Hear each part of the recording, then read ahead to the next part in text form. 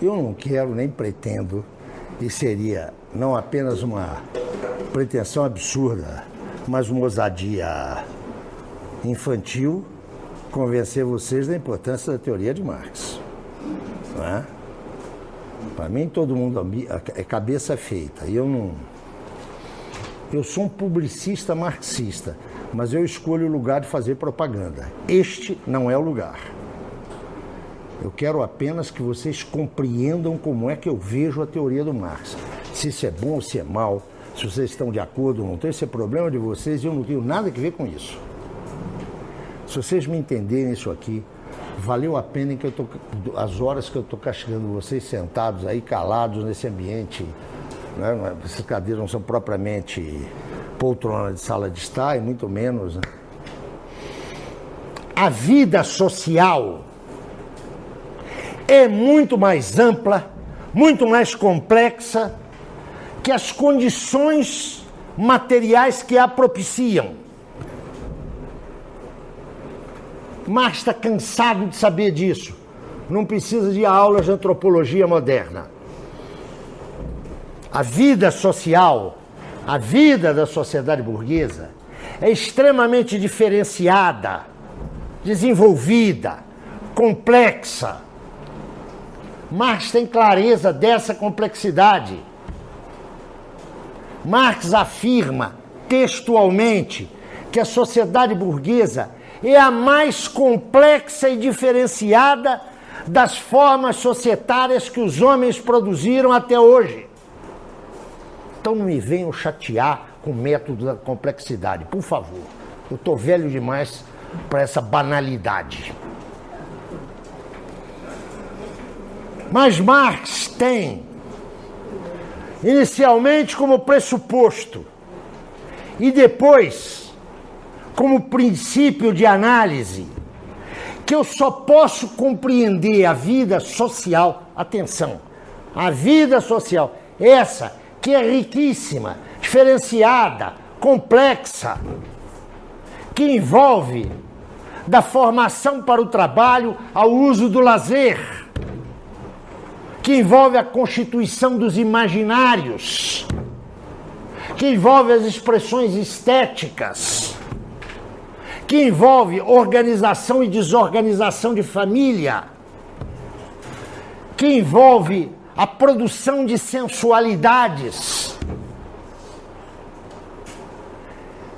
Esse universo, esse horizonte infinito de formas de objetivações humanas, Marx sabe que só tem um jeito de fundar a compreensão dessas diversas e incontáveis esferas de realização do ser social. É começar por determinar, com rigor, quais são as condições da produção das condições materiais que permitem a vida social. A vida social não se reduz às suas condições materiais, não se reduz às suas expressões materiais. Mas sem o conhecimento de como se cria e se distribui a riqueza que materialmente suporta a vida social, nós não vamos conhecer nada. É por isso que Marx vai fazer a análise daquele nível da vida social, ou vai se dedicar à análise daquele nível da vida social, que é a condição de todos os outros níveis. É a condição, atenção, não é a determinação. O que Marx está querendo dizer é o seguinte, querido, você pode ser um especialista em sociologia da família, você pode estudar exaustivamente a família, mas se você não sabe como é que se gestam as condições materiais da sua constituição e reprodução, você não vai saber nada sobre a sociedade. Dá para entender qual que é a chave heurística de Marx? Por que ele foi fazer a crítica da economia política? Ele foi lá no Smith, no Ricardo, e não só. O que esses caras descobriram? Isso aí eu vou incorporar. Mas eu vou incorporar sem a valoração deles. Eu preciso fazer essa crítica. Agora, para que eu quero isso? Porque a economia política me dá o conhecimento da sociedade burguesa? Não! É a crítica da economia política que vai me dar as condições para o conhecimento da sociedade burguesa. E é por isso que em qualquer curso de ciências sociais, onde não haja uma formação mínima em economia política, o que vem na frente é blá, blá, blá. Até a revisão dos anos 90, no serviço social, os meninos estudavam teorias das políticas sociais sem saber quem é que paga. Isso é lá para a economia. Não quero cometer injustiça. Se eu estiver errado, me corrijam. Mas a discussão do fundo público tem no máximo 15 anos entre nós. E teve, aliás, nesta universidade aqui, num momento, eu diria, inaugural. É muito pouco que ainda nós temos estudado, e atenção. Há discussões de política social no Brasil desde os anos 80 e ninguém me responde quem paga o almoço.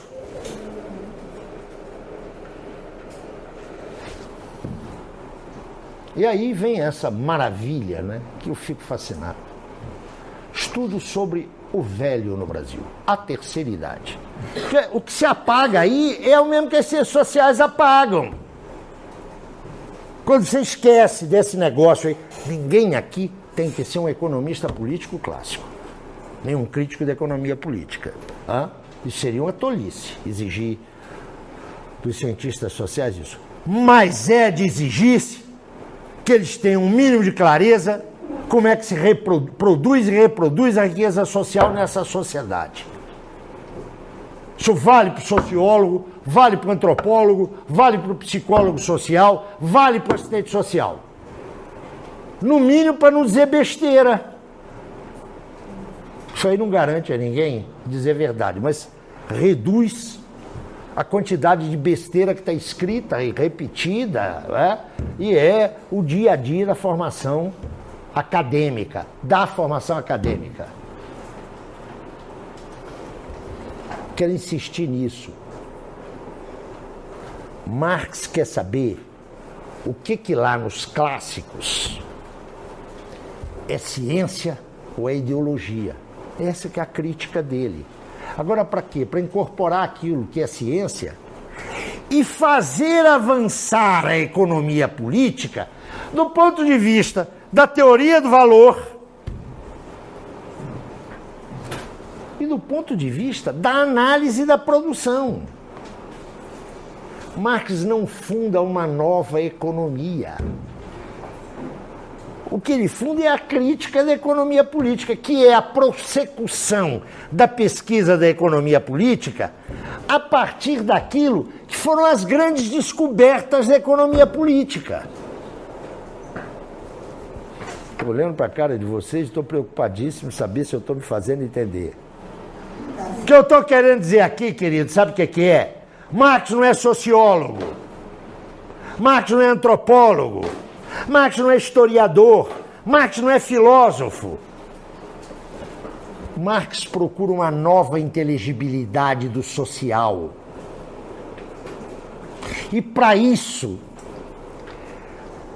ele mobiliza fundamentos filosóficos e conhecimentos que hoje estão não apenas espalhados, mas estão mistificados nas ciências sociais, que não podem fazer essa síntese, porque tem um limite de classe, não pode falar na exploração.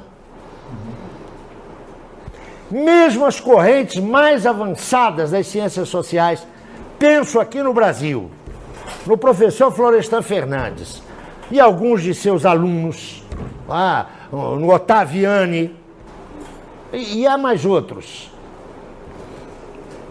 Quando ele transpôs o limite da sociologia possível, aquela lá na USP, ele descobriu, no plano teórico, no plano político, ele sabia disso desde estudante, quando militou no movimento trotskista. Ele descobriu a categoria de exploração. É a partir daí. Onde é que pode isso? Na universidade é um veto tácito. Não é? Então você ainda trabalha com análise de classe social, isso é tão velho. O que dizem do meu discurso? O discurso do Zé Paulo é velho, é a mesma coisa, é porque eu continuo vendo sobre capitalismo, desculpa, mas tem classe social, não é? Só dá uma olhada aqui no entorno dessa universidade para ver como é que a classe social aparece, não é? Que Marx faz a crítica da economia política. E, portanto, ele aborda temáticas que estão hoje na antropologia, que estão hoje na sociologia, que estão hoje na ciência política, mas ele não é nada disso. Se vocês quiserem tratá-lo assim, vocês estão cometendo um anacronismo. Vocês estão querendo enfiar goela abaixo de Marx uma divisão de saber que não é a dele. E que ele repudiava, diga-se de passagem. Aí vocês dirão, mas os marxistas, claro, isso aconteceu com os marxistas também.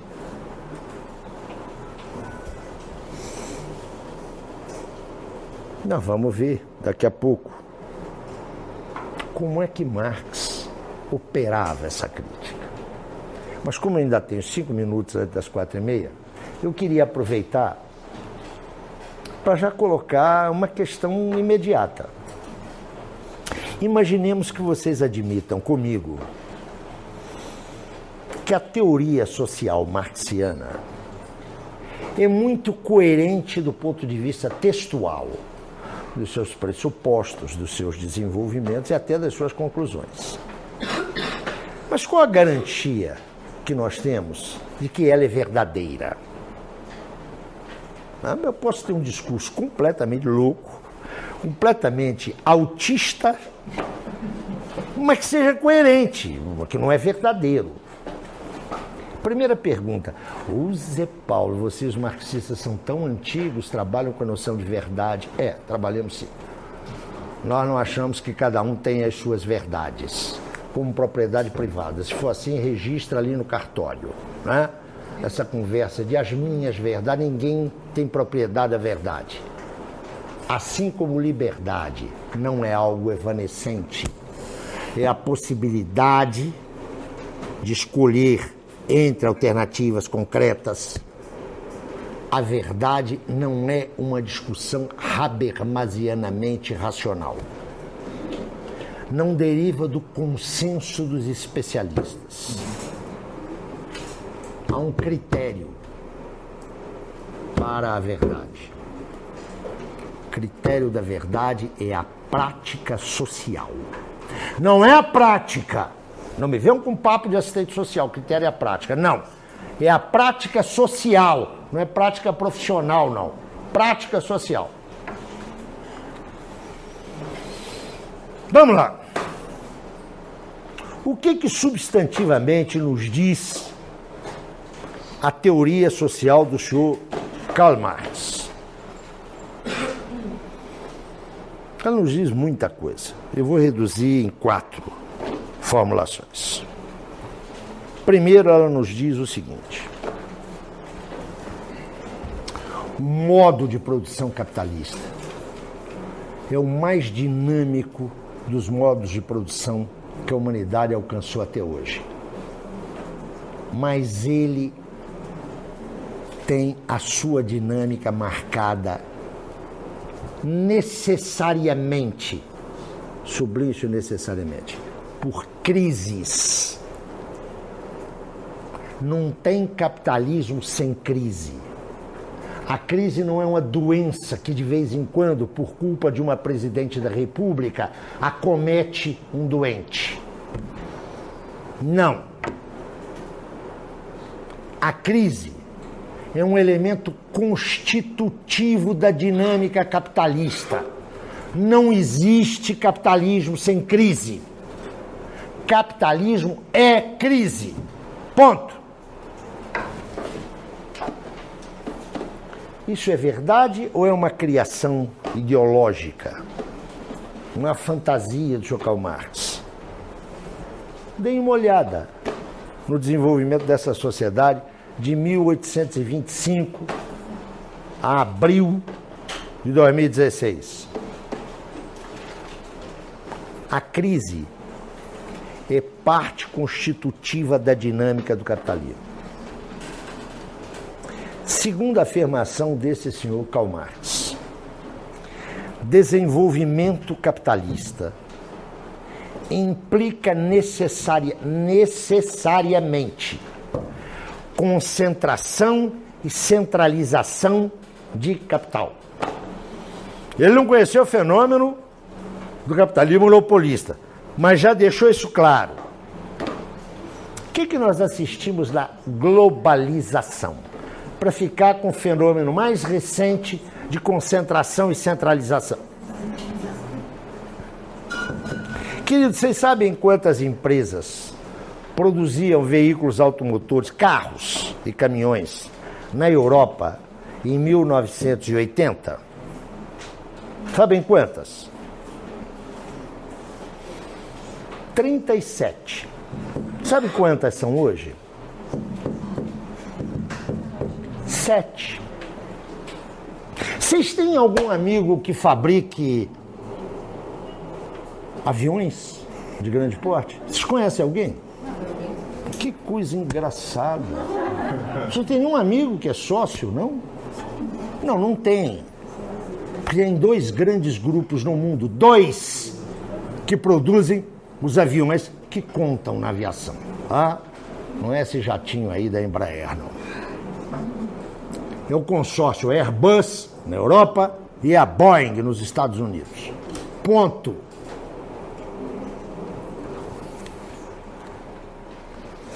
Vocês sabem quantos grupos familiares, clãs, controlam a mídia impressa, elétrica e eletrônica no Brasil?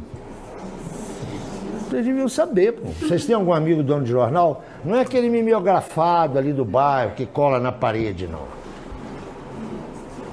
Procurem ler um texto de um assistente social hoje, não é? Que é assessor do CRES do Rio de Janeiro. Aliás, me parece que já é professor, eu acho que ele não é mais assessor do CRES. Jefferson. Ele saiu do CRES, agora é professor da UERJ. Pois é, professor da UERJ. Enquanto meu aluno, ele fez, aluno de graduação, ele fez um estudo identificando os 7 grupos. Né? Vocês não precisam comprar muito jornal, não. Lê só o Globo, lê só o Estado de São Paulo, que tudo é a mesma coisa, eles defendem os mesmos interesses. Concentrou, centralizou capital ou não? Olha o que a prática social disse. Ah, mas o meu padrinho abriu uma fábrica de salgadinho ali e está indo muito bem. Deixa ele ir muito bem. A concentração não inibe o pequeno negócio. Pelo contrário, a grande concentração pede o microempresário, né? Que é mico, não é micro, não é mico. Porque vocês sabem o que acontece com ele, não é? Eu concentro a indústria automobilística, que no Brasil 6 ou 7 produtores, acho que nem chega a isso. Mas eu desconcentro o artesanato, aquele saber de que a gente falava. O cara tem uma garagenzinha ali no fundo de casa. Olha como o emprego informal gera... Não, vocês conhecem isso, né? Maiores informações com aquele combativo líder sindical do passado, depois presidente do Sebrae. Como é que era o nome dele, aquele cara que nunca ria? O presidente da CUT, cara de mau humor, hepático, Meneghelli. Parece que era um importante dirigente sindical que se aposentou com um salário de 25 mil reais, algo por aí, né? Presidente do Sebrae, não é isso? Então, para falar dessa gente toda. Terceira afirmação do nosso amigo Karl Marx. Fiquemos em 3. Tanto mais cresce, quanto mais se potencia a criação de riquezas, mais se polariza a sua distribuição.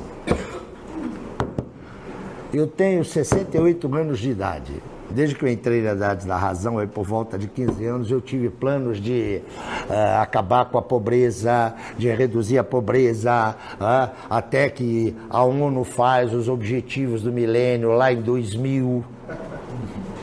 Eu me lembro que eu fui a uma conferência internacional de escolas, acho que você estava, Ivanete, no Chile, em que eu fiz uma conferência de abertura dizendo, olha, esses objetivos do milênio aí, para ser alcançados os 15 anos, foi em 2007.